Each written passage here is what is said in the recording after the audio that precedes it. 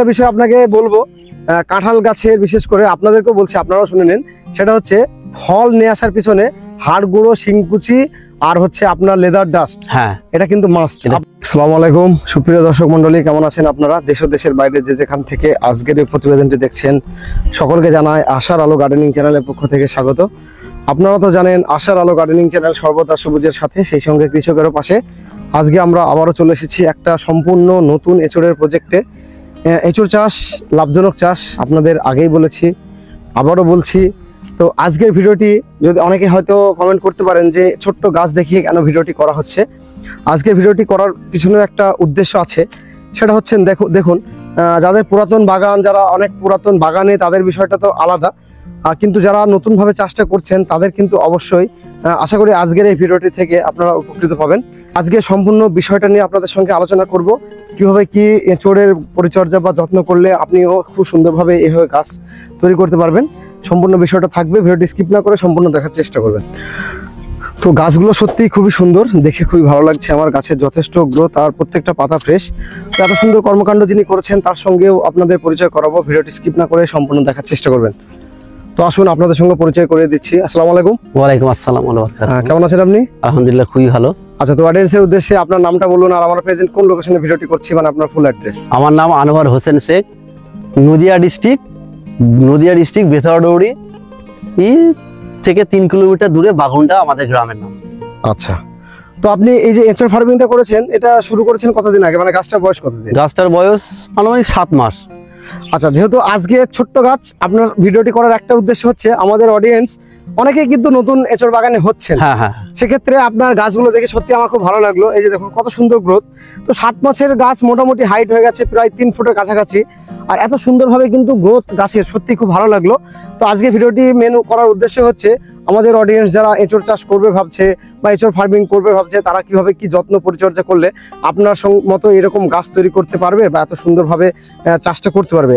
সর্বপ্রথম যেটা জানবো সেটা হচ্ছে এঁচড় ফার্মিং যে আপনি শুরু করেছিলেন, এটা কি কিভাবে, মানে হঠাৎ করে আপনার মাথাতে? আমি যে আপনাদের এই যে এলাকায় আমরা দেখাচ্ছি মাঠটাও, এখানে কিন্তু এরকম ফার্মিং কিন্তু আমি কোনো জায়গাতে দেখছি না, আপনারা দেখছি।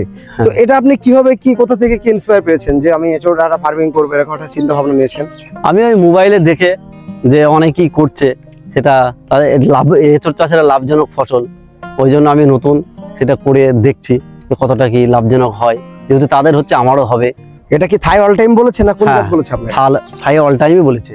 আচ্ছা, তো আপনি এই যে, চলুন এবার আমরা যেতে যেতে একটু কথা বলবো। এই যে গাছটা লাগিয়েছেন, সর্বপ্রথম লাগানো থেকে নিয়ে শুরু করে এখন আপনার গাছের বয়স বললেন 7 মাস। হ্যাঁ, তো সেক্ষেত্রে আপনি কি কি যত্ন বা পরিচর্যা করেছেন, বা কিভাবে যখন লাগিয়েছিলেন তখন থেকে শুরু করে সম্পূর্ণ বিষয়টা যদি একটু বলুন।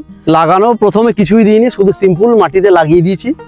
তারপরে ঠিক 1-1.5 মাস পরে যখন একটু শিকড়গুলো ছাড়ে, তখন গাছ পিছু ওই 50 গ্রাম করে হাড় গুঁড়ো, শিংকুচি আর গোবর সার এগুলো দিয়ে।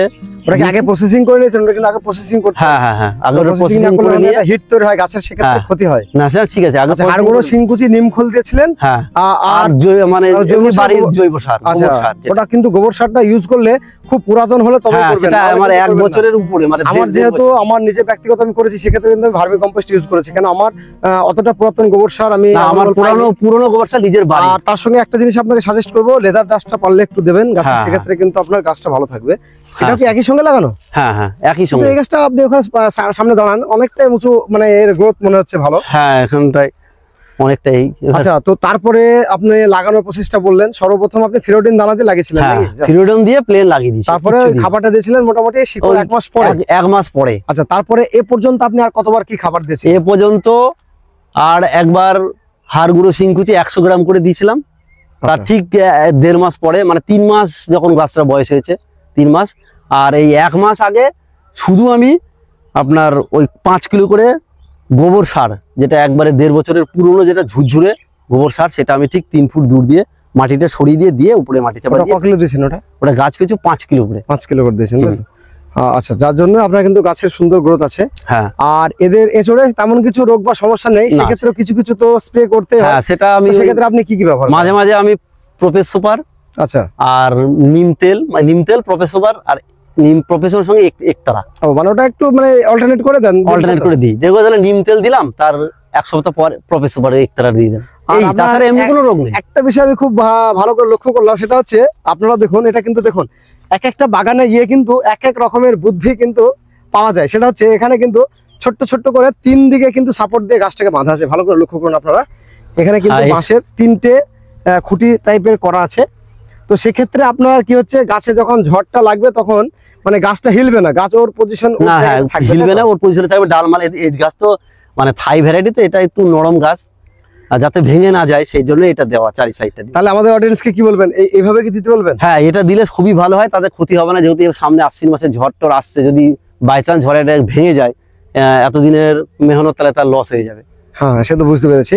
তাহলে আপনি সামগ্রিকভাবে এই যে 7 মাসের মধ্যে 2বার খাবার দিয়েছেন বললেন, হ্যাঁ, আর যে কীটনাশক যেগুলো বলছেন সেগুলো ওই সপ্তাহে কি 10 দিন কি 15 দিন পর একবার যখন সময় হয় তখন দিয়ে দিই। আচ্ছা, আর ব্যাপার হচ্ছে কাঁঠাল চাষ সম্বন্ধে কি বলবেন? এটা কি খুবই কঠিন চাষ? না না, এটা খুবই সহজ, মানে সহজ চাষ। এটা হার্ডলি 1 থেকে 1.5 বছর ঠিকঠাক পরিচর্যা করতে পারলে, যেহেতু শিকড় এতে দীর্ঘ, মানে নিচে, মানে অনেকটা নিচে শিকড় যায় এর।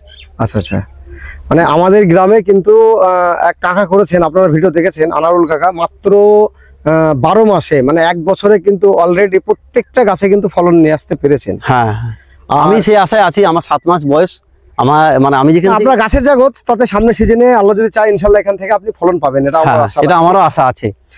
তবে একটা বিষয় আপনাকে বলবো, কাঁঠাল গাছের বিশেষ করে আপনাদেরকেও বলছি, আপনারাও শুনে নেন, সেটা হচ্ছে ফল নিয়ে আসার পিছনে হাড় গুঁড়ো, শিংকুচি আর হচ্ছে আপনার লেদার ডাস্ট, হ্যাঁ, এটা কিন্তু মাস্ট। এটা আপনাকে কিন্তু কিন্তু মোটামুটি এটা নিয়ম করে দিতে হবে। আর সেই সঙ্গে অল্প কিছু পরিমাণে নিম খোলটা ইউজ করবেন। হ্যাঁ, কাঁঠাল গাছে এমন কোনো পরিচর্যা লাগে না। আপনারা এই যে দেখুন গোড়াটা এত সুন্দর করে পরিষ্কার করে রেখেছেন, এগুলো এইভাবে পরিষ্কার রাখবেন। আর অবশ্যই কাঁঠালের জমিতে আপনারা ধ্যান দেবেন, যাতে এই যে দেখুন এখানে কিন্তু ড্রেন সিস্টেম করা আছে। যেহেতু পেঁপের ভিডিও তো আপনাদের দেখিয়েছি, এখানে কিন্তু ড্রেন করা আছে, এই কাঁঠালের বেডটা উঁচু করা আছে, সেক্ষেত্রে পেঁপের বেড এটাও কিন্তু উঁচু করা আছে।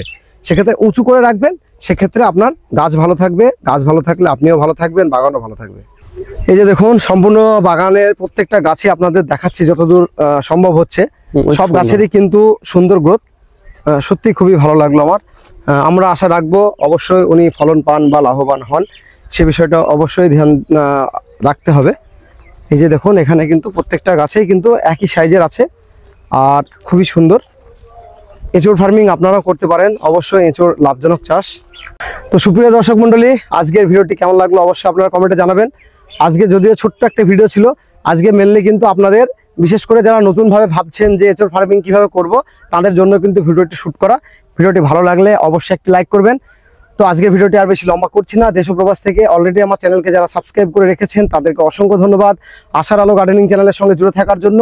নতুনদের উদ্দেশ্যে একটি বার্তা, আপনারা আমার চ্যানেলকে সাবস্ক্রাইব করে অল নোটিফিকেশন বেলটি অন করে রাখবেন, যাতে করে আমি কোনো ভিডিও দিলে খুব সহজে আপনারা নোটিফিকেশন পেয়ে যান। প্রত্যেক ভিডিওর শেষে আপনাদের আমি যেটা বলি আবারও বলছি, আপনারা সকলে ভালো থাকবেন, সুস্থ থাকবেন, সবুজের সঙ্গে থাকবেন, সেই সঙ্গে আশার আলো গার্ডেনিং চ্যানেলের সঙ্গে সদা সর্বদা জুড়ে থাকবেন।